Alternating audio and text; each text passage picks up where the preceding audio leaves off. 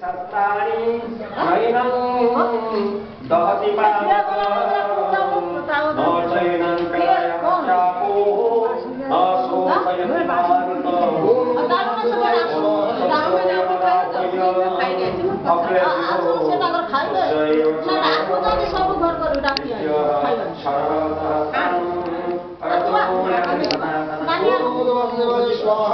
ओम अव्यक्तयो अविकार्यो मुच्यते तस्मात् देवं विचित्रेण नानो शोचितुमर्हसि ओम सातेन नित्यदातं नित्यं वामनसेवतं तथापि त्वमहाबाहो नैवं शोचितुमर्हसि ओम जातस्य हि भगो मृत्युं रूपगणो सत्यसं